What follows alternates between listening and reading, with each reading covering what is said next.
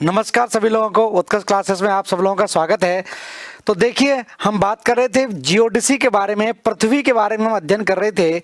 और पृथ्वी में मैंने आपको कुछ चीज़ें आपको बताई थी, बेसिक फैक्ट आपको मैंने अर्थ के बारे में लास्ट क्लास में बताए थे। तो देखिए, अभी हम बात करेंगे कुछ और चीज़ों के बारे में। जैसे पृथ्वी पर कुछ आड़ी और तिरछी रेखाएं खींची जाती हैं और इनका भी बहुत महत्व है, तो इनको भी थोड़ा सा हम जान लेते हैं। हालांकि आप अक्षांश और देशांतर रेखाओं के बारे में अच्छी तरह से समझते होंगे कि क्या इसका रेखाओं का मतलब है और क्या इनका उपयोगिता भी है। तो देखिए, अभी हम बात करेंगे उसी टॉपिक को आगे लेके चल रहे हैं, पृथ्वी को ही। तो यहाँ पर पृथ्वी पर कुछ रेखाएं दिखाई देती हैं। इन रेखाओं को हम बोलते हैं अक्षांश एवं देशांतर रेखाएं। अक्षांश एवं देशांतर रेखाएं, या हम ये कहें इनको लैटिट्यूडनल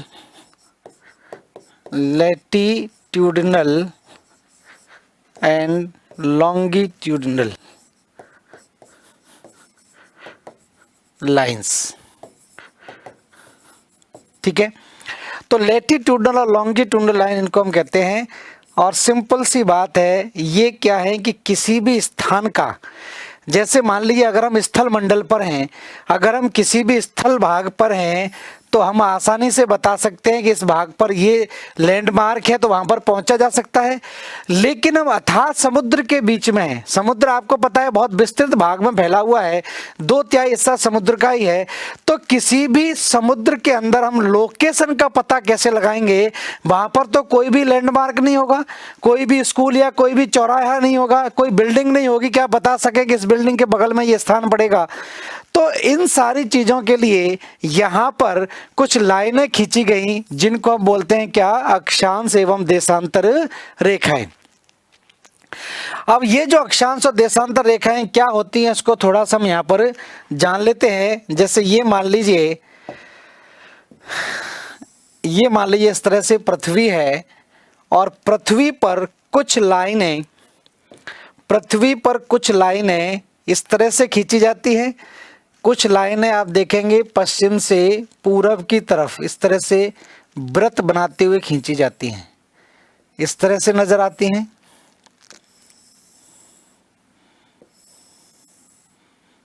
इस तरह से, और कुछ लाइनें उत्तर से दक्षिण की तरफ दोनों ध्रुवों को मिलाने का काम करती हैं, इस तरह से दिखाई देती हैं।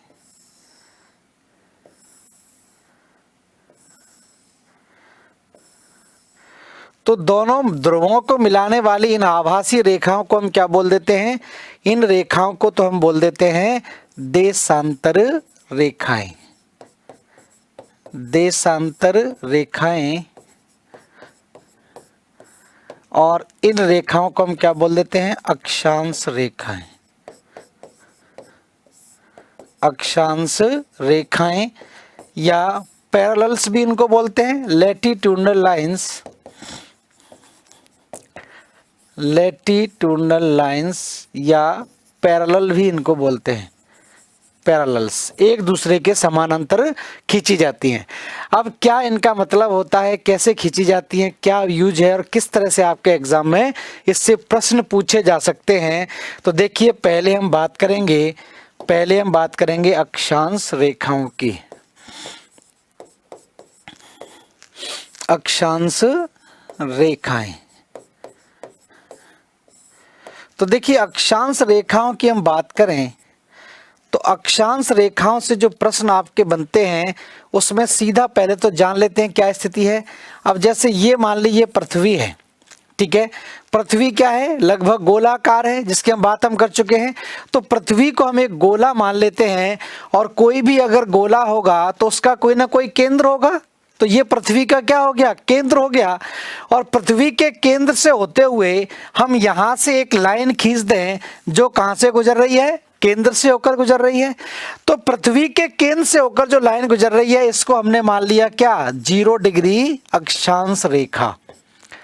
तो 0 डिग्री अक्षांश रेखा इसको हमने माना, और 0 डिग्री अक्षांश रेखा क्या कर रही है कि पृथ्वी को बराबर 2 भागों में विभाजित कर रही है। It divides earth equally into 2 parts. तो अर्थ को जब इक्वली 2 भागों में विभाजित करती है तो इस लाइन को हमने नाम क्या दे दिया, इसको इक्वेटर नाम दे दिया, ठीक है। या हिंदी में इसको हमने क्या बोल दिया, भूमध्य रेखा बोल दिया। भू माने पृथ्वी और मध्य माने बीचों बीच में, तो भूमध्य रेखा इसको हमने नाम दिया, ठीक है। अब ये जो रेखा है ये पृथ्वी को 2 बराबर गोलों में विभाजित कर रही है। यहां से यहां तक एक आधा गोला हो जाएगा और यहां से यहां तक एक आधा गोला हो जाएगा। जब भूमध्य रेखा बीचों बीच से गुजरेगी तो पृथ्वी 2 आधे आधे गोलों में विभाजित हो जाएगी। तो जो ऊपरी गोला है, उत्तर की तरफ जो गोला होगा, इसको हम क्या बोल देंगे, इसको हम बोल देंगे उत्तरी गोलार्ध। उत्तरी गोलार्ध कहलाएगा, या इसको हम क्या बोल देंगे, northern hemisphere. Northern hemi means आधा और स्फीयर मीन्स गोला, तो नॉर्दर्न हेमिस्फीयर कहलाएगा। और इस वाले गोले को, आधे गोले को हम क्या बोलेंगे, दक्षिणी गोलार्ध बोल देंगे। दक्षिणी गोलार्ध या साउदर्न हेमिस्फीयर।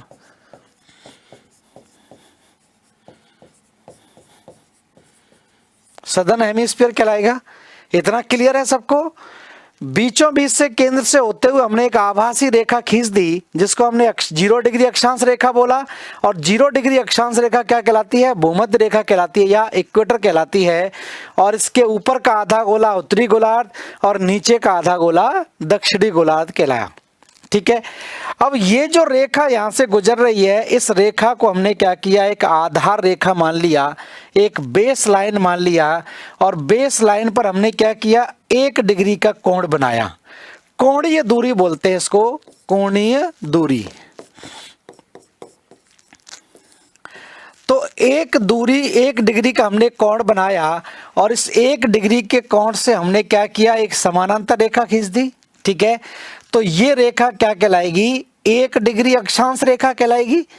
इस आधार रेखा से हमने 1 डिग्री का कोण बना दिया केंद्र से, और 1 डिग्री के कोण से हमने एक समानांतर रेखा खींच दी। तो ये क्या कहलाया, 1 डिग्री अक्षांश रेखा कहलाएगा। और 1 डिग्री कहाँ पर है, उत्तर में है, तो इसको क्या बोलेंगे, 1 डिग्री उत्तरी अक्षांश बोलेंगे। 2 डिग्री का मान लीजिए कोण बनाते हैं और एक समानांतर रेखा खींच देते हैं, तो ये क्या कहलाएगा, 2 डिग्री उत्तरी अक्षांश कहलाएगा। 3 डिग्री का मान लीजिए कोण बनाते हैं और रेखा खींच देते हैं, तो क्या कहलाएगा, 3 डिग्री उत्तरी अक्षांश।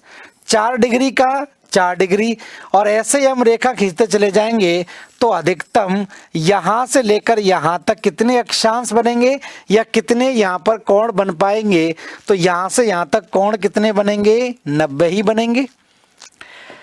इसी तरह से हम बात करें दक्षिणी गोलार्ध की, तो यहां पर 1 डिग्री का कोण बनाया और एक समानांतर रेखा खींच दी, तो ये क्या कहलाएगा, 1 डिग्री दक्षिणी अक्षांश कहलाएगा। 2 डिग्री का कोण बनाया, 2 डिग्री दक्षिणी अक्षांश कहलाएगा। 3 डिग्री का कोण बनाया, 3 डिग्री दक्षिणी अक्षांश कहलाएगा। और ऐसे ही 1-1 डिग्री पर खींचते चले जाएंगे तो ये लाइन बिल्कुल सीधी हो जाएगी। तो यहां से यहां तक कितने कोण बनेंगे, 90 डिग्री। 1-1 डिग्री पर बनाएंगे तो यहां पर लाइन 90 डिग्री की सीधी हो जाएगी। तो 90 डिग्री ऊपर है और 90 डिग्री नीचे है, तभी तो 180 डिग्री की स्थिति बनेगी, ठीक है। और ये सारे के सारे वृत्त बनाते हैं, सिंपल सी बात है। तो यहां तक और यहां से लेकर यहां तक पहुंचने में सीधा आपसे पूछा जाता है कि अक्षांशों की संख्या कितनी है और अक्षांश रेखाओं की संख्या कितनी है। तो देखिए दोनों में थोड़ा सा अंतर होता है। अगर हम अक्षांश की बात करें तो अक्षांश तो आपके कितने हो जाएंगे, 90 अक्षांश ऊपर हैं, 90 अक्षांश नीचे है और एक 0 डिग्री अक्षांश भी है। तो अक्षांशों की संख्या कितनी हो जाएगी बच्चों, अक्षांशों की संख्या हो जाएगी 181। लेकिन अक्षांश रेखाओं की बात आती है तो रेखाएं यहां पर क्या होगा, या 90 डिग्री उत्तरी और 90 डिग्री दक्षिणी अक्षांश किसके रूप में होंगे, बिंदु के रूप में होंगे, पॉइंट की फॉर्म में होंगे। तो ये 2 अक्षांश ऐसे हैं जो रेखा नहीं बनाते हैं। तो दोनों तरफ अक्षांश रेखाओं की संख्या क्या होगी, कम हो जाएगी। तो सिंपल सा बात यहां पर ध्यान रखें, ठीक है। तो यहां पर ध्यान रखें, अक्षांशों की कुल संख्या, अक्षांशों की कुल संख्या,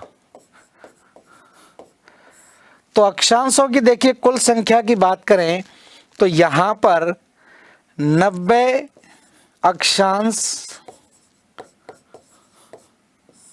उत्तरी गोलार्ध में, उत्तरी गोलार्ध में है। 90 ही अक्षांश किसमें थे, 90 अक्षांश आपके कहां पर थे, दक्षिणी गोलार्ध में थे। और एक 0 डिग्री देशा अक्षांश जो है, एक आपका अक्षांश कौन सा है, 0 डिग्री अक्षांश, ठीक है। तो सिंपल सी बात है, इसको आप जोड़ेंगे तो ये कितने हो जाएंगे, 181। तो 0 डिग्री अक्षांशों की बात करें तो अक्षांशों की संख्या ध्यान रखना कितनी होगी, 181 हो जाएगी, ठीक है। 181 अक्षांश हो जाएंगे। जैसे यहां से दोबारा से देखिए, ऐसा मत सोचिए कि 0 को जोड़कर तो 0 ही रहेगा, ऐसा कुछ नहीं है। ये जो अक्षांश है ये काउंट होगा, इसको हमने क्या माना है, 0 डिग्री। तो यहां से इसको इंक्लूड करेंगे, 90 ऊपर है और 90 है नीचे, और एक ये हो जाएगा। तो 90 और 90 180 हो गए, और एक 0 डिग्री देशांतर को, रेखा को भी जोड़ लिया, तो ये कौन सा हो जाएगा, 181 हो जाएगा, ठीक है। लेकिन अगर बात आती है अक्षांश रेखाओं की, अक्षांश रेखाओं की बात आती है, अक्षांश रेखाओं की संख्या,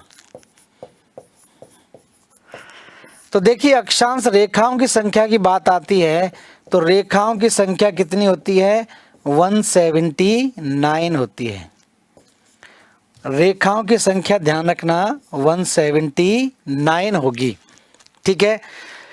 क्यों 179 होगी, क्योंकि यहां पर लिख लें, क्योंकि 90 डिग्री उत्तरी अक्षांश तथा 90 डिग्री दक्षिणी अक्षांश बिंदु के रूप में पाए जाते हैं, बिंदु के रूप में पाए जाते हैं, ठीक है। तो पृथ्वी पर आप देखें, यहां पर 90 डिग्री उत्तरी अक्षांश एक बिंदु हो जाएगा, 90 डिग्री दक्षिणी अक्षांश, बाकी सारे के सारे आप देखेंगे ये रेखाओं के रूप में पाए जाएंगे। 90 डिग्री उत्तर में और 90 डिग्री दक्षिण में ये कोई रेखा नहीं बनाएगा, ये किसकी फॉर्म में हो जाएगा, पॉइंट की फॉर्म में हो जाएगा। क्योंकि किसी भी गोले को आप देखिए, भंवरे को आप ऊपर की तरफ जाएंगे तो बिल्कुल पॉइंट हो जाएगा 90, ऊपर 90 कौन सा बिंदु, और 90 भी नीचे की तरफ बिंदु के रूप में दिखाई देगा। तो ये 90 डिग्री उत्तरी अक्षांश और 90 डिग्री दक्षिणी अक्षांश, ये दो अक्षांश ऐसे हैं जो क्या हैं, बिंदु की फॉर्म में है। बाकी सारे के सारे अक्षांश क्या बना रहे हैं, रेखा बनाते हैं, ठीक है, रेखा बनाते हैं। और ये रेखा कैसी होती हैं, सर्कुलर लाइंस होती हैं, वृत्ताकार रेखाएं होती हैं, ठीक है। तो अगली विशेषता लिखें यहां पर, सभी अक्षांश रेखाएं, सभी अक्षांश रेखाएं वृत्ताकार होती हैं, वृत्ताकार होती हैं। ये जरूरी जानना इसलिए भी है कि कथनों में आपसे पूछ लेंगे, कथन दे देंगे 3-4, जैसे कि सभी अक्षांश रेखाएं वृत्ताकार होती हैं और सभी देशांतर रेखाएं भी वृत्ताकार होती हैं। तो ध्यान रखना, देशांतर रेखाएं अर्धवृत्ताकार होती हैं, जबकि अक्षांश रेखाएं कैसी होती हैं, वृत्ताकार रेखाओं के रूप में जानी जाती हैं। तो अक्षांश रेखाएं वृत्त बनाती हैं, पूरा सर्कुलर लाइंस होती हैं, ठीक है। नेक्स्ट लिख लें, सभी अक्षांश रेखाओं के बीच की दूरी, सभी अक्षांश रेखाओं के मध्य दूरी एक समान होती है, एक समान होती है। ठीक है, तो सारी की सारी जो अक्षांश रेखा इनके बीच की दूरी हमेशा क्या होती है, समान होती है। ठीक है, और ये दूरी कितनी होगी, ध्यान रखना, अक्षांश रेखाओं के बीच की दूरी, अक्षांश रेखाओं के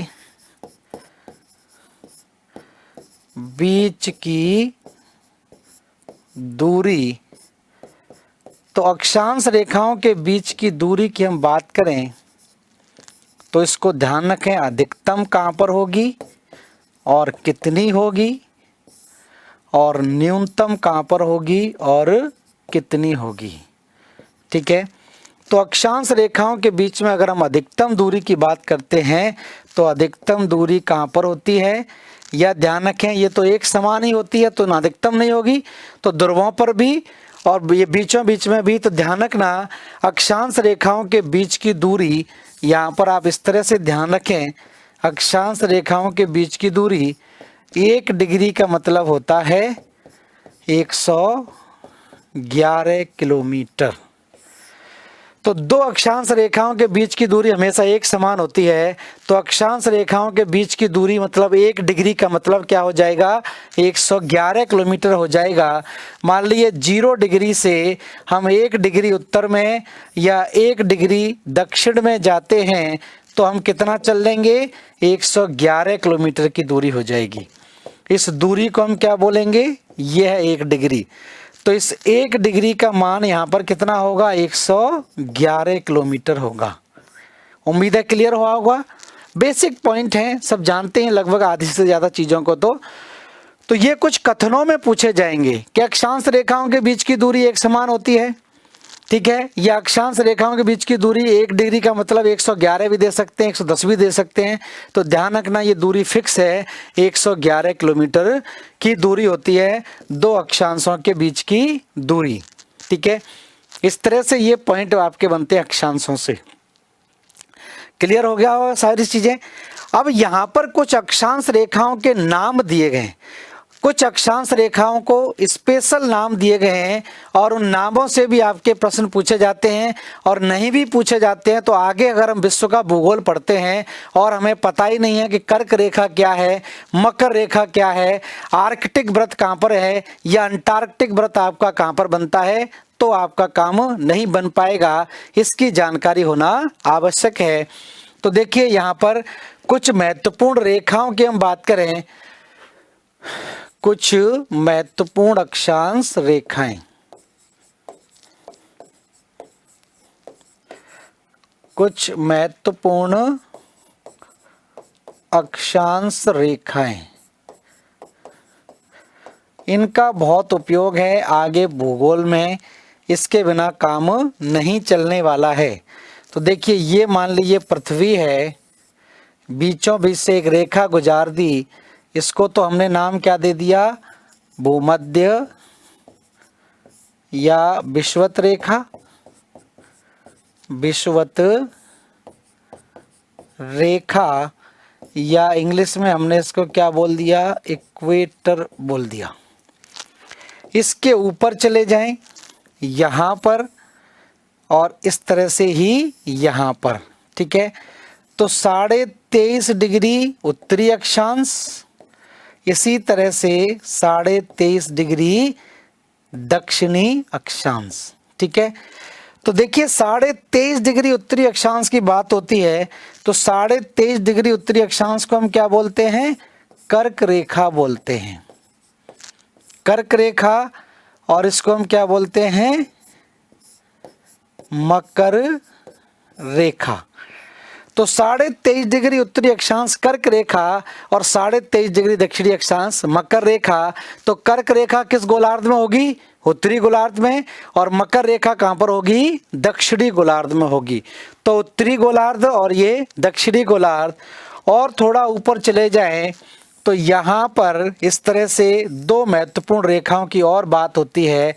इसको बोलते हैं 66.5 degree northern latitude and 66.5 degree southern latitude. तो 66.5 डिग्री उत्तरी अक्षांश और 66.5 डिग्री दक्षिणी अक्षांश की बात करें तो 66.5 डिग्री उत्तरी अक्षांश को हम क्या बोलते हैं? इसको हम बोलते हैं आर्कटिक वृत्त कहलाता है ये, आर्कटिक वृत्त। और 66.5 डिग्री दक्षिणी अक्षांश को हम क्या बोलते हैं? अंटार्कटिक वृत्त बोलते हैं, अंटार्कटिक वृत्त। तो ये अंटार्कटिक वृत्त आपका कहलाएगा। तो अंटार्कटिका किस गोलार्ध में होगा? दक्षिणी गोलार्ध में। और आर्कटिक कहां पर होगा? उत्तरी गोलार्ध में। ये भी ध्यान रखें, अंटार्कटिका को लोग उत्तर में मान के चलते हैं, लेकिन है कहां पर है? दक्षिणी ध्रुव पर पड़ता है अंटार्कटिका। उसके बाद थोड़ा और ऊपर जाएं तो यहां पर क्या आ जाएगा? 90 डिग्री उत्तरी अक्षांश, और यहां पर क्या आ जाएगा? 90 डिग्री दक्षिणी अक्षांश। ठीक है, तो 90 डिग्री उत्तरी अक्षांश को हम क्या बोल देंगे? इसको हम बोल देंगे उत्तरी ध्रुव, नॉर्थ पोल, और इसको हम क्या बोल देंगे? दक्षिणी ध्रुव। इस तरह की स्थिति बनती है। तो 90 डिग्री उत्तर में उत्तरी ध्रुव और 90 डिग्री दक्षिण में दक्षिणी ध्रुव आपका कहलाता है। तो ये कुछ महत्वपूर्ण रेखाएं जिनसे प्रश्न आपका बनता है। महाद्वीप हम पढ़ेंगे तो महाद्वीपों में आपसे पूछा जाता है कि किस महाद्वीप से कौन सी रेखाएं गुजरती हैं, या उस महाद्वीप के कौन कौन से देशों से गुजरती हैं। तो ये बेसिक इंफॉर्मेशन आपको होना जरूरी है, क्योंकि एग्जाम के पॉइंट ऑफ व्यू से यहाँ पर प्रश्न आपके पूछे जाते हैं। कि पूछ लेंगे कि भूमध्य रेखा कौन कौन से महाद्वीपों से होकर गुजरती है, या कर्क रेखा कौन कौन से महाद्वीपों से, या मकर रेखा कौन कौन से महाद्वीपों से। और अगर महाद्वीपों की हमें पता होगी तो हम देशों के बारे में भी जान सकते हैं कि किस देश से कौन सी रेखा गुजरती है। अब इसको कैसे याद रख सकते हैं? तो बहुत सिंपल तरीके से मैं आपको एक ट्रिक के थ्रू ये बता देता हूं कि किस महाद्वीप से कौन सी रेखा गुजरती है। थोड़ा सा फोकस करना पड़ेगा। एक बार ध्यान से अब चीज़ों को समझ लेंगे तो हमेशा के लिए आपको ये पॉइंट याद हो जाएगा और आपके एग्जाम के लिए आसान भी बन जाएगा। ठीक है, कैसे याद रखें? महाद्वीपों का क्रम तो आपको पता ही है। महाद्वीपों के क्रम की बात करें तो सबसे बड़ा महाद्वीप और उसके बाद घटते हुए क्रम में हम लिखते चले जाएं तो महाद्वीपों में सबसे पहले कौन आ जाएगा? एशिया महाद्वीप आ जाएगा। एशिया महाद्वीप के बाद दूसरा बड़ा महाद्वीप कौन सा है? अफ्रीका आ जाता है। अफ्रीका, अफ्रीका के बाद तीसरा बड़ा महाद्वीप कौन सा है? उत्तरी अमेरिका है। उत्तरी अमेरिका के बाद कौन सा आता है? दक्षिणी अमेरिका। दक्षिणी अमेरिका। और 5वें नंबर पर हालांकि क्षेत्रफल के आधार पर अगर हम देखें तो अंटार्कटिका आता है, लेकिन अंटार्कटिका बिल्कुल दक्षिणी ध्रुव पर पड़ जाता है, तो वहां तक ये कोई रेखा नहीं पहुंच पाती। वो कहां पर है? 66.5 डिग्री के दक्षिण में पड़ता है। तो अंटार्कटिका को यहां पर हटा दें क्योंकि उससे ये कोई रेखा नहीं गुजरती है। तो यहाँ पर कौन आ जाएगा? यूरोप आ जाएगा। और 6वें नंबर पर यहाँ कौन आ जाएगा? ऑस्ट्रेलिया आ जाएगा। ठीक है, तो ये 6 महाद्वीपों को घटते हुए क्रम में आप देखें और आपके एक लाइन केवल याद रखें महाद्वीपों के बारे में। आपको याद रखने हैं 3 बार, 3 तो आपको आम याद रखने हैं। 3 बार मैं यहां पर लिखता हूं क्या? 3 आम। आम। ठीक है, 3 आम आपको याद रखेंगे तो ये यहाँ पर 3 आम इस तरह से इसको बंद कर देंगे तो आम आपको स्पष्टली दिखाई दे जाएंगे। 3 बार आपको आम लिखना है और हर एक महाद्वीप के सामने अक्षर आना चाहिए। तो आम हो गए। 3 बार आपको याद रखना है क्या? 3 बार आपको याद रखना है कवि। 2 बार कवि आपको इस तरह से लिखना है, 2 बार कवि इस तरह से, और एक बार कभी आपको इस तरह से लिखना है। इसको भी बंद कर देते हैं बॉक्स में। तो ये कभी आपको एक इस तरह से लिखना है लंबवत, बाकी ये दोनों हॉरिजॉन्टल लिखने हैं, क्षैतिज लिखने हैं। ठीक है, तो 3 आम और 3 कवि, ये फोटो आपको ध्यान रखना है दिमाग में। अब इसका क्या मतलब है इसको मैं यहां बता देता हूं। आ का मतलब है आर्कटिक व्रत, आर्कटिक व्रत। म का मतलब है मकर रेखा, ट्रॉपिक ऑफ कैप्रिकॉर्न, मकर रेखा। क का मतलब हो जाएगा कर्क रेखा, कर्क रेखा। और वी का मतलब हो जाएगा विषुवत रेखा, विषुवत रेखा। ठीक है, तो ये 4 पॉइंट ये याद हो जाएंगे। आम, कवि, आ से आर्कटिक व्रत, मा से मकर रेखा, का से कर्क रेखा और वी से यहां पर क्या आ जाएगा, विषुवत रेखा आपका आ जाएगा। काम आसान हो गया। इतनी चीज आपको ध्यान रखनी है। महाद्वीपों का क्रम लगभग आपको याद रहता ही है, घटते हुए क्रम में 6 महाद्वीप ले लेते हैं, 3 आम लेने हैं और 3 कवि लेने हैं। अब एग्जाम में प्रश्न आपका कैसे पूछा जाएगा, एग्जाम के हिसाब से देखिए। अगर आपसे पूछा जाए कि एशिया महाद्वीप से कौन कौन सी रेखाएं गुजरती हैं, तो आप देखिए एशिया महाद्वीप के सामने कितने वर्ड आ रहे हैं। आ से आ जाएगा आर्कटिक व्रत, का से कर्क रेखा और वी से विषुवत रेखा। तो एशिया महाद्वीप से 3 रेखाएं गुजर रही हैं, आर्कटिक व्रत, कर्क रेखा और विषुवत रेखा। अगर हम बात करें अफ्रीका महाद्वीप की, तो अफ्रीका महाद्वीप से कौन कौन सी रेखाएं गुजर रही हैं, तो अफ्रीका में मा से मकर रेखा, का से कर्क रेखा और वी से क्या आता है, विषुवत रेखा आता है। तो अफ्रीका महाद्वीप से तीनों महत्वपूर्ण रेखाएं गुजरती हैं, मकर रेखा भी गुजर रही है, कर्क रेखा भी गुजर रही है और विषुवत रेखा भी गुजरती है। तो अफ्रीका महाद्वीप एकमात्र ऐसा महाद्वीप है जिससे चारों की चारों महत्वपूर्ण रेखाएं गुजरती हैं।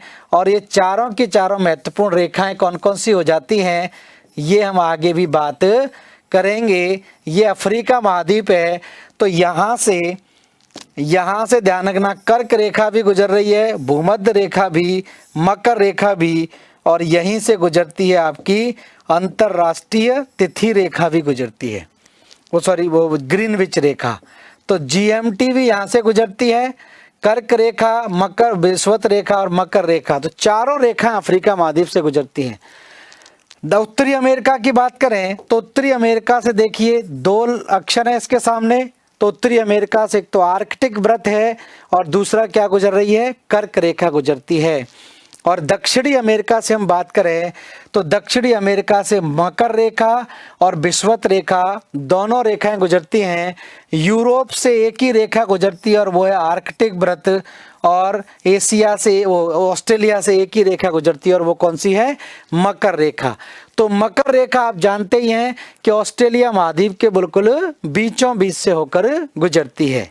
ठीक है, तो ये तो स्थिति आपकी बनती है इस तरह से भी। या उल्टा पूछ लेते हैं। उल्टा कैसे पूछ लेंगे, आपसे पूछेंगे कर्क रेखा निम्नलिखित में से कौन कौन से महाद्वीपों से गुजरती है, तो क कहां पर आ रहा है, एशिया में, क कहां पर आ रहा है, अफ्रीका में, और क कहां पर आ रहा है, उत्तरी अमेरिका में। तो कर्क रेखा 3 महाद्वीपों से होकर गुजरती है और चौथा आंसर कौन सा होगा, दक्षिणी अमेरिका होगा। तो आसानी से आप इसको कर सकते हैं।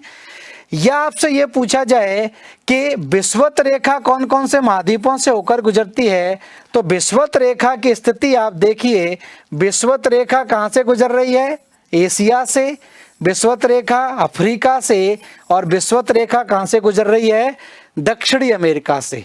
उत्तरी अमेरिका से विषुवत रेखा नहीं गुजरती है।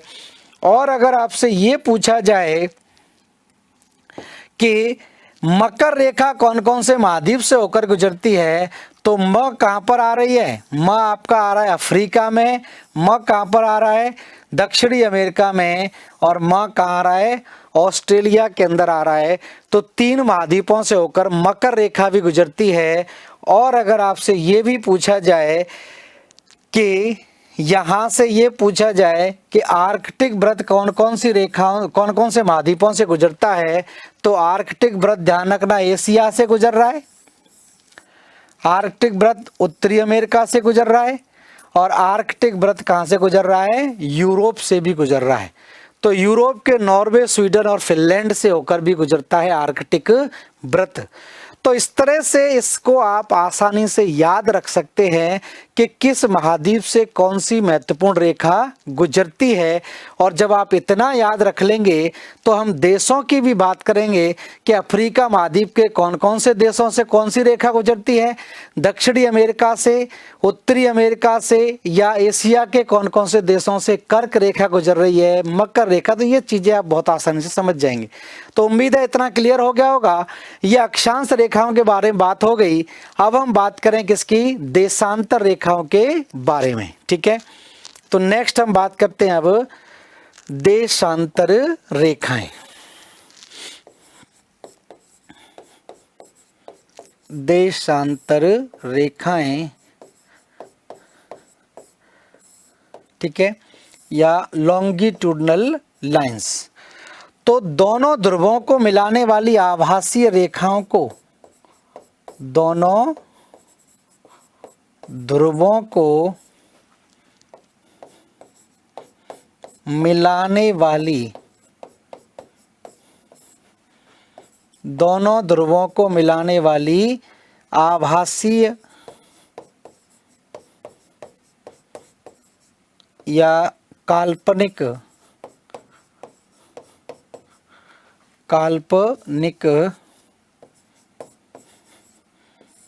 रेखाओं को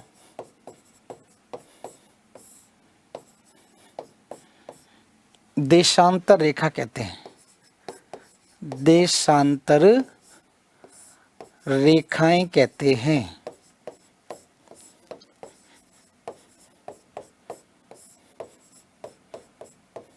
ठीक है, अब देशांतर रेखा, अब पृथ्वी क्या है, फुटबॉल के आकार की है।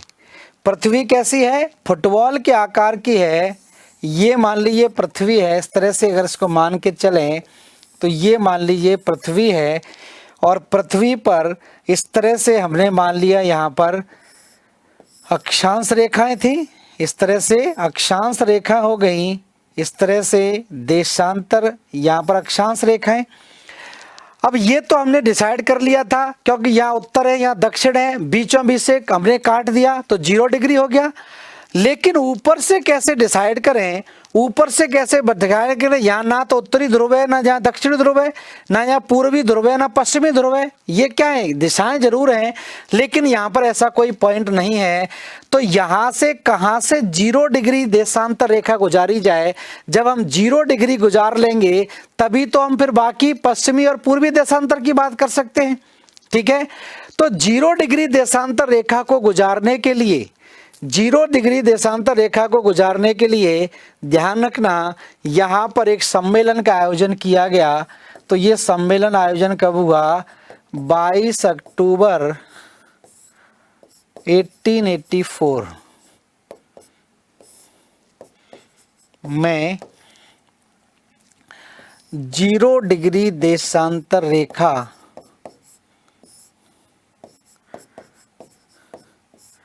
0 डिग्री देशांतर रेखा को इंग्लैंड के ग्रीनविच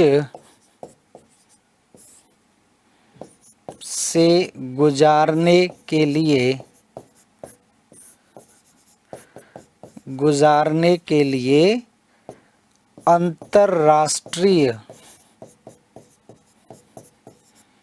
सम्मेलन का आयोजन किया गया।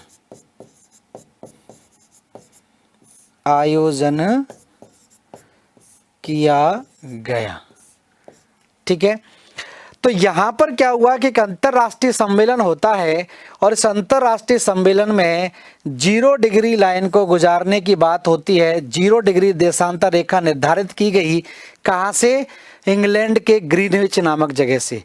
क्यों, क्योंकि यहाँ पर अंग्रेजों की क्या थी, एक रॉयल ऑब्जर्वेटरी थी। ब्रिटिश सरकार की यहाँ पर शाही खगोलशाला हुआ करती थी, ऑब्जर्वेटरी। तो शाही खगोलशाला जो है वो पड़ती थी कहाँ पर, ग्रीनविच नामक जगह पर थी। और इस शाही खगोलशाला से इसको गुजारने का निर्धारण किया गया। इसी वजह से 0 डिग्री देशांतर रेखा को हम क्या बोलते हैं, 0 डिग्री देशांतर रेखा को ग्रीनविच रेखा बोलते हैं।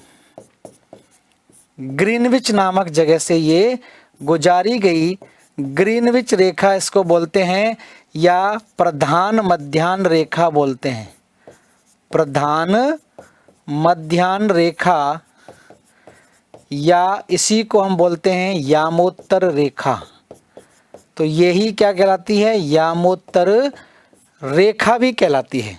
ठीक है, तो जब यहाँ पर ये तय हो गया कि 0 डिग्री लाइन यहाँ से गुजरेगी, तो फिर उसके पश्चिम और पूर्व का फैसला भी हो गया। पश्चिम की तरफ 1-1 डिग्री के कोणीय दूरी पर और पूर्व की तरफ 1-1 डिग्री की कोणीय दूरी पर लाइन खींची गई। तो ये स्थिति आपकी फिर आ गई यहाँ पर। ये मान लीजिए पृथ्वी है, और पृथ्वी पर यहाँ से तय हो गया कि 0 डिग्री देशांतर रेखा खींची जाएगी। तो 0 डिग्री देशांतर रेखा को हमने क्या बोल दिया, जीएमटी लाइन बोल दिया। 1-1 डिग्री की कोणीय दूरी, 1-1 डिग्री की कोणीय दूरी पर हम लाइन खींचते चले जाएंगे। तो कुछ इस तरह से लाइनें दिखाई देती होंगी। अगर आपने देखी होगी ग्लोब, तो एटलस अगर देखी होगी, तो यहाँ पर आपको इस तरह से ये रेखाएं नजर आती हैं। ठीक है, 0 डिग्री हो गई यहाँ से, तो 0 डिग्री से इधर की तरफ क्या हो गया, पूर्व हो गया, और 0 डिग्री से इधर की तरफ क्या हो गया, पश्चिम हो गया। तो 0 डिग्री से 1-1 डिग्री की कोणीय दूरी पर यहाँ पर लाइन खींचते चले गए, इधर की तरफ लाइनें खींचते चले गए, और 1-1 डिग्री के कोण पर पश्चिम में 1-1 लाइन खींचते चले गए। तो इधर की तरफ जो देशांतर होंगे, इन देशांतर को हम क्या बोलेंगे, पूर्वी देशांतर कहलाएंगे। पूर्वी देशांतर रेखाएं। ठीक है, और 0 डिग्री से इधर जो खींची गई, इनको हमने क्या बोला, पश्चिमी देशांतर रेखाएं। पश्चिमी देशांतर रेखाएं इस तरह से खींची गई। ठीक है, इधर पूर्वी देशांतर और इधर क्या हो गए, पश्चिमी देशांतर आपके हो गए। ठीक है, अब स्थिति क्या बनती है, अगर आपसे पूछा जाए कि देशांतर रेखाओं की संख्या क्या है, तो इसी को आप इस तरह से देखिए। ये मान लीजिए पृथ्वी है, ठीक है, और यहाँ पर उत्तरी ध्रुव है। अभी हम उत्तरी ध्रुव कहाँ देख रहे हैं, इधर, और दक्षिणी ध्रुव कहाँ पर है, इधर। अगर उत्तरी ध्रुव हमने यहाँ पर मान लिया, और उत्तरी ध्रुव से हमने एक लाइन इधर गिराई, एक लाइन हमने इधर गिरा दी, जैसे ये लाइन खींची गई है, ये लाइन क्या कहलाएगी, 0 डिग्री कहलाएगी। और इसी लाइन को हमने क्या मान लिया, जीएमटी मान लिया। ठीक है, अब इस 0 डिग्री से आप देखिए 1-1 डिग्री की कोणीय दूरी पर हम यहाँ पर लाइन खींचते चले गए। 1 डिग्री इधर हो गया, 2 डिग्री, 3 डिग्री, 4 डिग्री, 5 डिग्री, इस तरह से लाइनें खींचते चले जाएंगे। तो इसके ठीक पीछे कितना डिग्री आ जाएगा, यहाँ पर कितना आ जाएगा, 180 डिग्री आ जाएगा। और हम लाइन खींचते चले गए, तो 1-1 डिग्री के अंतराल पर लाइन खींचेंगे। और आपको पता है कि कोई भी गोला कितने डिग्री का होता है, 360 डिग्री का होता है। तो इन रेखाओं की संख्या भी कितनी हो जाएगी, ध्यान रखना, देशांतर रेखाओं की संख्या हमेशा 360 रहती है। देशांतर रेखाओं की संख्या कितनी होगी, 360। क्यों होगी 360, क्योंकि 1-1 डिग्री पर हम इसको खींचते जाएंगे तो कुल लाइनें कितनी खींच सकती हैं किसी भी गोले में, 1-1 डिग्री पर खींचेंगे तो लाइनों की संख्या भाई 360 ही हो सकती है, इससे ज्यादा नहीं होगी। तो 360 ही यहाँ पर रेखाएं खींची जाएंगी। तो ये ध्यान रखना 180 इधर और 180 इधर हो जाएगी, और देशांतर रेखाओं की कुल संख्या अगर पूछी जाए तो 360 ही होगी। और दूसरी चीज यहाँ पर और ध्यान देने वाली है, यहाँ पर एक और चीज ध्यान देनी है। ये तो 360 रेखा हो जाएंगी यहाँ से यहाँ तक। ये एक और प्रश्न पूछा जाता है कि वहां पर तो आप देख रहे थे कि अक्षांश रेखाओं को हम पैरेलल लाइंस भी बोलते हैं, तो उनके बीच की दूरी हमेशा एक समान थी। लेकिन यहां अगर पूछा जाए कि दो देशांतर रेखाओं के बीच की दूरी अधिकतम कहां पर होती है और न्यूनतम कहां पर होती है, तो ये भी आपका इंपॉर्टेंट पॉइंट है। यहां पर देखिए, तो एक पॉइंट यहां पर लिखिए, सभी देशांतर रेखाएं, सभी देशांतर रेखाएं अर्धवृत्ताकार होती हैं।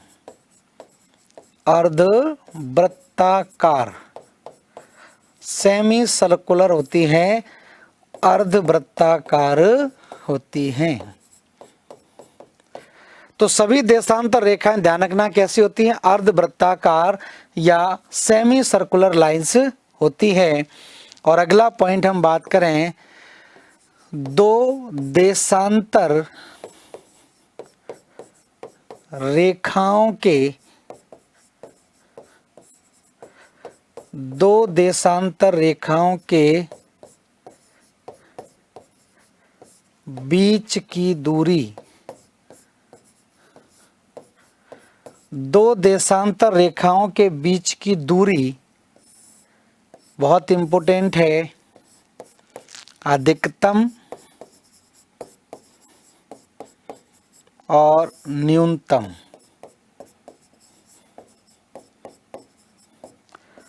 तो दो देशांतर रेखाओं के बीच की अधिकतम दूरी कहां पर होगी? अधिकतम दूरी ध्यान रखना कहां पर होगी? भूमध्य रेखा पर होगी। भूमध्य रेखा के बीच में सबसे ज्यादा दूरी होगी। और न्यूनतम दूरी कहां पर हो जाएगी? न्यूनतम दूरी ध्रुवों पर हो जाएगी। भूमध्य रेखा पर 1 डिग्री का मतलब कितना हो जाएगा? 111.32 किलोमीटर होगा भूमध्य रेखा पर, और ध्रुवों पर 1 डिग्री का मतलब हो जाएगा 0 किलोमीटर। ये ध्यान रखना है थोड़ा सा। क्यों? आप देख लीजिए, मान ली इस तरह से ग्लोब है और यहाँ से लाइनें हमने खींची, ठीक है, यहाँ से भूमध्य रेखा है, तो इस तरह से लाइनें खींची जाएगी, इस तरह से लाइनें खींची गई, ठीक है। तो यहाँ पर आप देखिए, इनके बीच में अधिकतम दूरी तो यहीं पर होगी, जबकि ऊपर की तरफ, उत्तरी ध्रुव की तरफ और दक्षिणी ध्रुव की तरफ जाते जाते लाइनें आपस में क्या होगी? मिल जाएंगी। तो ध्यान रखना अधिकतम दूरी और न्यूनतम दूरी में ध्यान रखना, न्यूनतम दूरी ध्रुवों पर हो जाएगी और अधिकतम दूरी कहां पर होगी? भूमध्य रेखा पर। तो मैक्सिमम डिस्टेंस इसमें अगर होगा तो वो ध्यान रखना भूमध्य रेखा पर ही होगा, ना कि कहीं और। क्योंकि इनके बीच की दूरी क्या है? फुटबॉल के आकार की, तो ऊपर लाइन खींचेंगे और बीच में अर्थ क्या है? चौड़ी ज्यादा है। भाई यहाँ पर ये अंतर ज्यादा क्यों आ रहा है? क्योंकि अर्थ की जो लंबाई है सबसे ज्यादा हमने कहां पर बताई थी? ये जो वृत्त यहां पर था, इस वृत्त की सबसे ज्यादा लंबाई यहां पर कितनी थी? विषुवतीय महान वृत्त की लंबाई कितनी थी? 40,076 किलोमीटर थी। और कुल लाइनें कितनी खींची गई हैं? 360 लाइनें खींची गई हैं। तो इसका भाग दे दीजिए, आंसर आपका यही आएगा जो 1 डिग्री का अंतर है। कुल देशांतर रेखाएं कितनी है? 360 है। और कुल जो आपकी परिधि थी, भूमध्य रेखीय वृत्त था, उसकी लंबाई कितनी थी? 40,076 किलोमीटर थी। और इस पूरे गोले को 1-1 डिग्री पर ये काट रहे हैं, तो 360 से भाग दे दीजिए, आंसर कितना आएगा? 111.32 किलोमीटर ही आएगा। तो मैक्सिमम डिस्टेंस यह होता है और मिनिमम डिस्टेंस ये होता है। तो ध्यान रखें, देशांतर रेखाओं के बीच में दूरी घटती बढ़ती रहती है, जबकि अक्षांश रेखाओं के बीच में दूरी हमेशा एक समान रहती है। कभी भी अक्षांश रेखाओं के बीच की दूरी घटती बढ़ती नहीं है, बढ़ती किसकी है? देशांतर रेखाओं की। ठीक है, तो इतना पॉइंट क्लियर हो गया होगा उम्मीद है। अब इससे थोड़ा सा आगे की तरफ चले तो कुछ पॉइंट यहाँ पर और जान लेते हैं। जैसे ये मान लीजिए पृथ्वी है और यहाँ पर दो अक्षांश हैं, कोई भी दो अक्षांश ले लेते हैं, ठीक है। तो अक्षांशों के बीच का जो क्षेत्रफल है, ये जो भाग है दो अक्षांशों के बीच का भाग, तो इसको ध्यान रखना हम क्या बोलते हैं, कटिबंध बोलते हैं। कटिबंध कहलाएगा या बेल्ट बोलते हैं इसको, कटिबंध कहलाएगा। और यहीं पर अगर हम बात करें दो देशांतरों के बीच का भाग, दो देशांतरों के बीच का भाग हम बात करें तो दो देशांतरों के बीच का भाग ध्यान रखना, इसको हम क्या बोलते हैं, गोर बोलते हैं, गोर, ठीक है।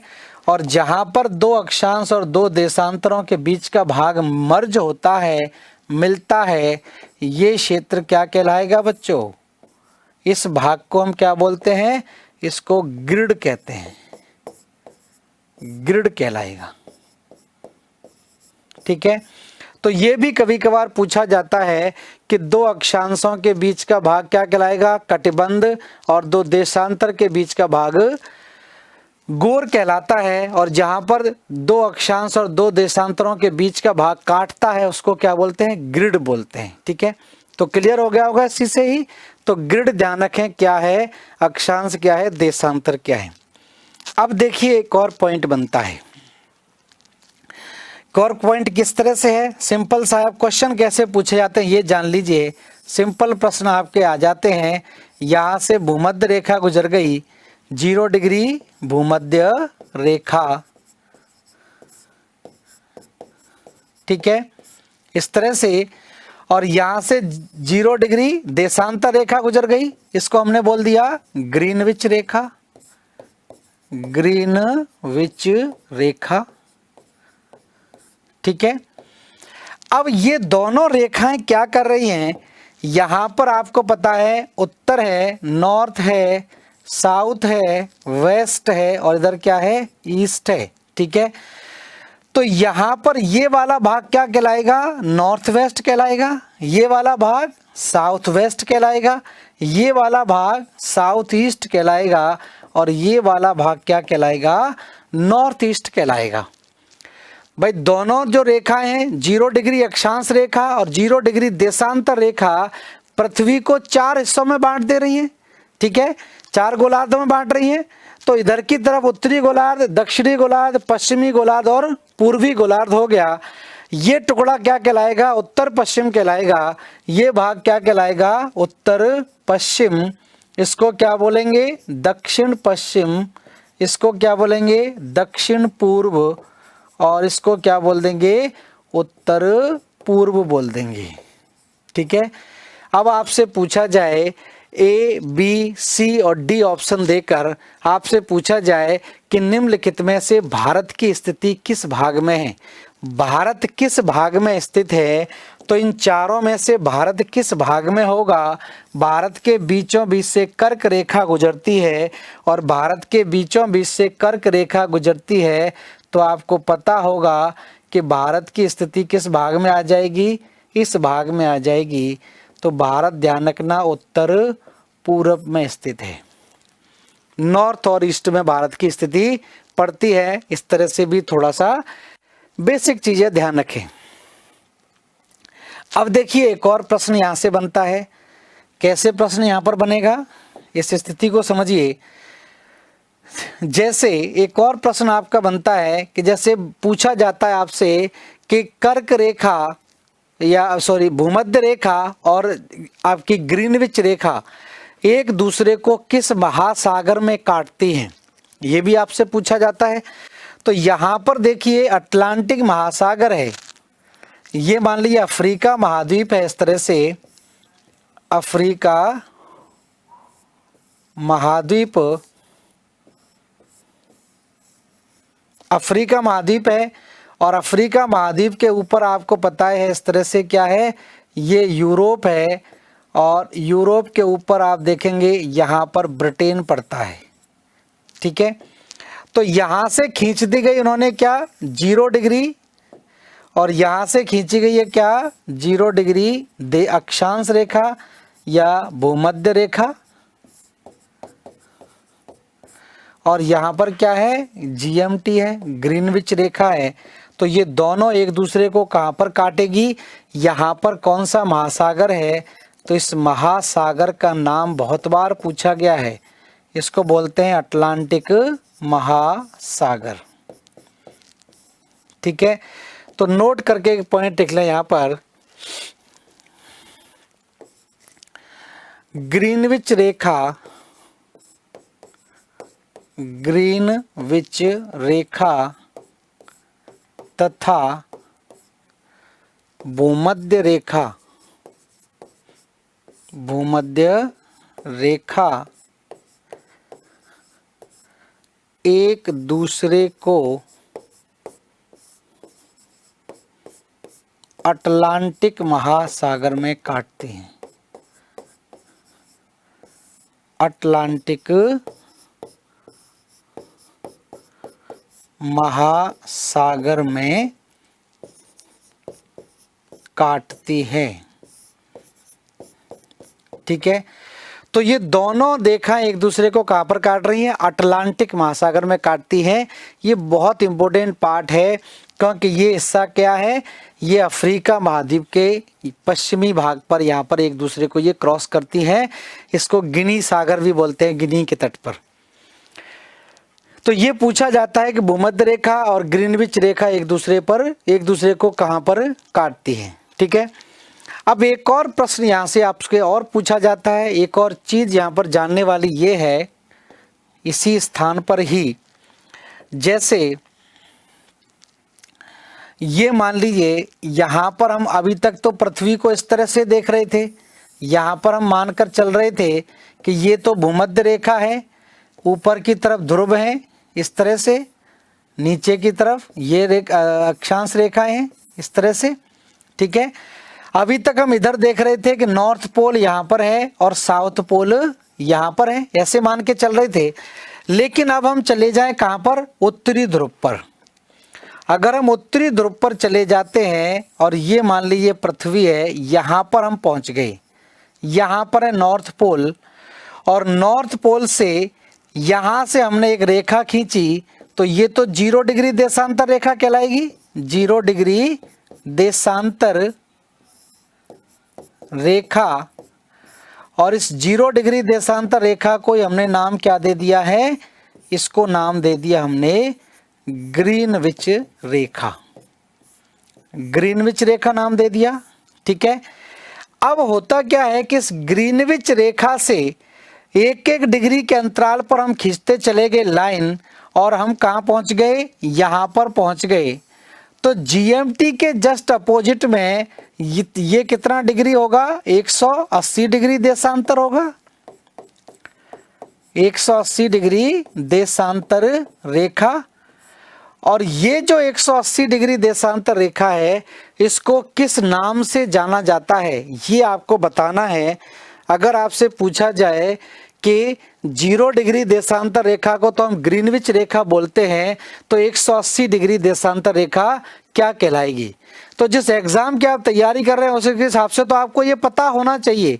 ठीक है, इसके बारे में हम डिटेल में बात करेंगे, लेकिन आपको ये बिल्कुल कंठस्थ होना चाहिए कि अगर 180 डिग्री देशांतर पूछा जाता है तो इसका सीधा नाम क्या है, इसको नाम दिया गया है अंतरराष्ट्रीय तिथि रेखा। तो ये क्या कहलाती है, अंतरराष्ट्रीय तिथि रेखा कहलाती है, इंटरनेशनल डेट लाइन। अब इस इंटरनेशनल डेट लाइन तिथि रेखा नाम इसीलिए रखा है कि इसको पार करते ही क्या होता है, तिथि बदल जाती है, डेट बदल जाती है। इसी वजह से भी पूछा जाता है। कैसे क्वेश्चन पूछा जाता है, देखिए ध्यान से।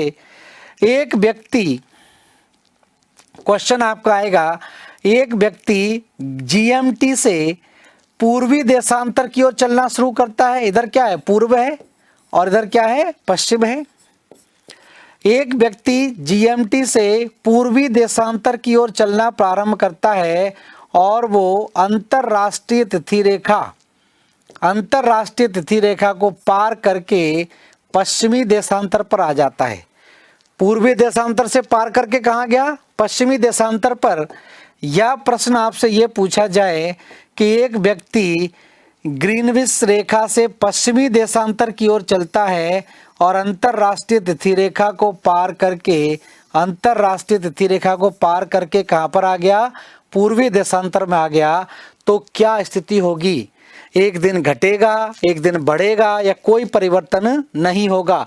तो अंतरराष्ट्रीय तिथि रेखा को पूर्व या पश्चिम जाने पर एक दिन घटता है या बढ़ता है, किस तरफ बढ़ता है, किस तरफ घटता है, कैसे घटता है और कैसे बढ़ता है, क्यों घटता है और क्यों बढ़ता है, इसको थोड़ा सा हम कॉन्सेप्ट के आधार पर जान लेते हैं, जिससे कि आपके एग्जाम के हिसाब से कभी भी क्वेश्चन आपका गलत ना हो, कंफ्यूजन आपको पैदा ना हो। ठीक है, सिंपल सा इसके पीछे कॉन्सेप्ट है, कहानी है। आप सब जानते हैं कि पृथ्वी अपने अक्ष पर कैसे घूमती है।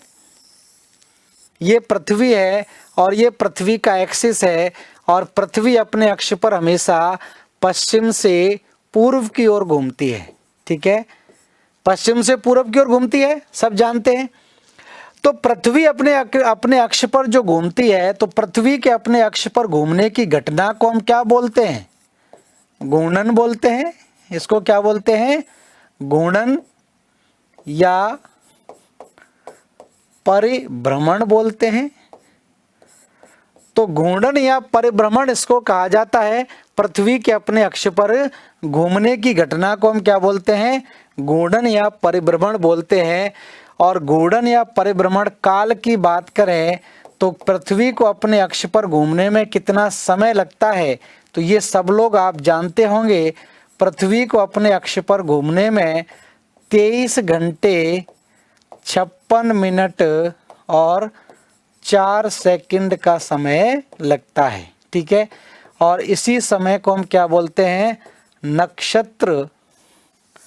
नक्षत्र दिवस बोलते हैं। ठीक है, तो पृथ्वी को अपने अक्ष पर घूमने में कितना समय लगता है? 23 घंटे 56 मिनट और 4 सेकंड, या हम इसको कितना मान लेते हैं? 24 घंटे मान लेते हैं लगभग। कितना मान लिया? 24 घंटे।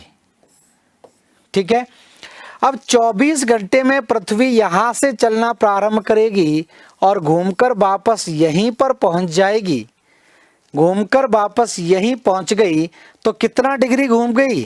360 डिग्री घूम गई, 360 डिग्री घूम गई। तो इसका मतलब क्या है? इसका मतलब साफ है कि पृथ्वी अपने अक्ष पर 24 घंटे में कितना डिग्री घूम जाती है? 360 डिग्री घूम जाती है। और 1 घंटे में कितना डिग्री घूम जाएगी? तो 360 को आपने भाग दे दिया किससे? 24 से। अब इसको काट दीजिए 12 से 2 बार, और 12 से ये कितनी बार? 30 बार कटेगा। और फिर इसको काट दीजिए, कितना आ गया? 15। तो 1 घंटे में पृथ्वी अपने अक्ष पर कितना डिग्री घूम रही है? 15 डिग्री घूम रही है। 15 डिग्री इसको समय लग रहा है। तो ये मान के चलिए कि 15 डिग्री में पृथ्वी अपने अक्ष पर घूमने में कितना समय लगाती है? 1 घंटे। ठीक है, या इसको हम कितना मान लें? 60 मिनट मान लें। तो 15 डिग्री घूमने में पृथ्वी को 60 मिनट का समय लगता है। तो पृथ्वी को अपने अक्ष पर 1 डिग्री घूमने में कितना समय लगेगा? 60 × 15 कर दें तो ये कितना आंसर आ जाएगा? 15 चौकू 60, 4 आ जाएगा। तो 1 डिग्री अगर पृथ्वी अपने अक्ष पर घूमती है तो कितने मिनट का अंतर आ गया? 4 मिनट का अंतर आ गया।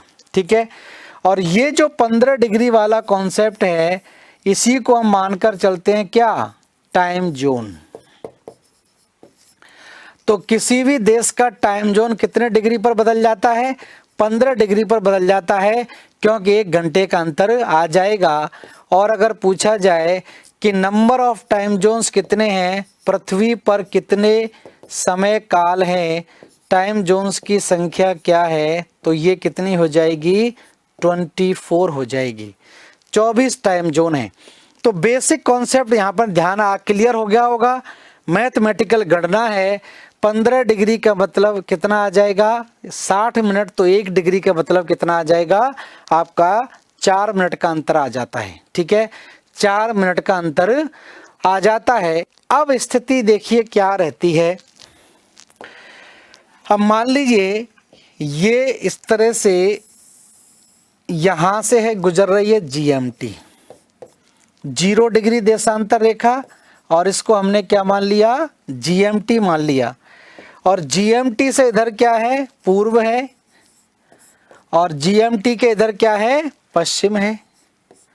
ठीक है, अब जीएमटी पर 12 बजे का समय मान लेते हैं, और जीएमटी से अगर हम पूर्वी देशांतर की ओर जाते हैं तो जितना हम इधर जाएंगे समय उतना ही क्या होगा प्लस होगा, समय उतना ही क्या होगा बढ़ेगा। और जीएमटी से अगर हम पश्चिमी देशांतर की ओर जाते हैं, जीएमटी से अगर हम पश्चिमी देशांतर की ओर जाते हैं तो समय क्या होगा घटेगा। ये ध्यान रखना है, जीएमटी से पूरब में प्लस होगा और जीएमटी से पश्चिम में क्या होगा माइनस होता चला जाएगा। ठीक है, अब मान लीजिए यहाँ पर 12 बजे हैं और हम 1 डिग्री पूर्वी देशांतर पर चले जाते हैं तो 12 बज के क्या होगा 4 मिनट हो जाएगा। 2 डिग्री जाएंगे तो 8 मिनट, 10 डिग्री जाएंगे तो 40 मिनट, क्योंकि 1 डिग्री पर कितना मिनट का अंतर आ जाता है 4 मिनट का अंतर आ जाता है। तो यहाँ पर मान लीजिए हम 15 डिग्री पर पहुंच जाते हैं, 15 डिग्री पूर्वी देशांतर पर, तो यहाँ पर 1 घंटा क्या होगा प्लस हो जाएगा। अगर हम 30 डिग्री पूर्वी देशांतर पर पहुंच गए तो 2 घंटे प्लस हो जाएंगे, और अगर हम 45 डिग्री पूर्वी देशांतर पर पहुंच गए तो 3 घंटे प्लस हो जाएंगे, और अगर हम 60 डिग्री पूर्वी देशांतर पर पहुंच गए तो 4 घंटे प्लस हो जाएंगे। मतलब कहने का है जितना हम आगे जाएंगे समय क्या होगा प्लस होता चला जाएगा। और अगर हम जीएमटी से पश्चिमी देशांतर पर जाते हैं और 15 डिग्री पश्चिमी देशांतर पर जाएंगे तो इधर क्या होगा घटेगा, तो यहाँ पर क्या होगा -1 आवर हो जाएगा। 30 डिग्री पर जाएंगे तो -2 आवर हो जाएगा, और अगर हम 45 डिग्री पर जाते हैं तो -3 हो जाएगा, और अगर हम 60 डिग्री पर चले जाते हैं तो -4 हो जाएगा। ठीक है, या जैसे जैसे इधर जाएंगे माइनस ही होता जाएगा 180 डिग्री तक। ये क्लियर है। यहाँ पर 12 बजे का अगर समय है और आपसे पूछा जाए कि जीएमटी पर दोपहर के 12 बजे हैं तो 60 डिग्री पूर्वी देशांतर पर क्या समय होगा, या जीएमटी पर 12 बजे हैं तो 60 डिग्री पश्चिमी देशांतर पर क्या समय होगा। तो सिंपल सी बात है, यहाँ पर कितने बजे होंगे शाम के 4 बजे का समय होगा, और यहाँ पर कितने बजे होंगे 12 में से 4 माइनस कर देंगे तो यहाँ पर सुबह के क्या बजे होंगे 8 बजे का समय होगा। ये समय निकालने की एक स्थिति बनती है कि जीएमटी पर ध्यान रखें कितना समय बनेगा। और हम बात करें कि जीएमटी से ध्यान रखें अगर हम पूरब में जाते हैं तो ये क्या होगा प्लस होगा, और जीएमटी से पश्चिम में जाते हैं तो माइनस होगा। ये अगर आपका क्लियर है, और 1 डिग्री भी अगर हम चले जाते हैं तो 1 डिग्री का मतलब क्या है 4 मिनट है, और अगर हम 15 डिग्री जाते हैं तो 15 डिग्री का सीधा सीधा मतलब क्या है 1 आवर है। 15 डिग्री का अंतर अगर आता है तो कितना अंतर आएगा 1 घंटे का अंतर आपका आ जाएगा। ठीक है, तो ये चीज़ें थोड़ी सी यहाँ पर ध्यान रखनी है जिससे कि आपके एग्जाम के हिसाब से समझ में आ जाए। सीधा प्रश्न आपका पूछा जाएगा। कैसे पूछा जाएगा, प्रश्न आपका सीधा यहाँ से ऐसे पूछा जाता है कि जैसे एक नाविक, ये जीएमटी है, एक नाविक 30 डिग्री पूर्वी देशांतर से चलना शुरू करता है और 90 डिग्री पूर्वी देशांतर पर जाकर उसकी यात्रा समाप्त हो जाती है। क्वेश्चन देखिए क्या है, एक नाविक 30 डिग्री पूर्वी देशांतर से चलना शुरू करता है और 90 डिग्री पूर्वी देशांतर पर जाकर उसकी यात्रा खत्म हो जाती है। जहां से चलना शुरू किया था उसकी घड़ी में दोपहर के 2 बजे थे, तो यहाँ पर क्या समय होगा? क्लियर हो जाएगा आसानी से। जहां से चलना शुरू किया था उसकी घड़ी में 2 बजे थे, तो अभी कितने बजे होंगे? 30 डिग्री से चला है वो कितना? 90 डिग्री पर, तो कुल कितने डिग्री चला? 60 डिग्री। और 60 डिग्री का सीधा सीधा मतलब कितना है? 4 घंटे का अंतर आएगा। और ये कहाँ चला है? पूरब में ही चला है। तो यहाँ पर 2 में 4 जोड़ देंगे तो यहाँ पर कितने बजे का समय आ जाएगा? 6 बजे का समय आ जाएगा। इस तरह से ये निकाला जाता है। ठीक है, तो आज इतना ही रहने देते हैं। नेक्स्ट क्लास में हम इसको आगे कंटिन्यू करेंगे और आपको बताऊंगा किस तरह से इन रेखाओं का और भी उपयोग है। तो धन्यवाद सभी लोगों के जुड़ने के लिए। थैंक यू, नमस्कार।